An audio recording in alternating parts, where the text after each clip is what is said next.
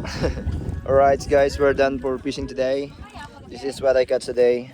I got some unicorn fish at almost 1 kilo I think. And we have here and small barracuda, rabbit fish and coral trout.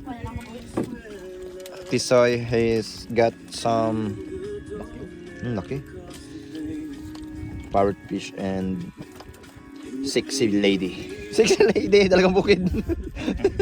Jungle, ano ng dalagang bukid. Ladies in the forest. Lady in the forest.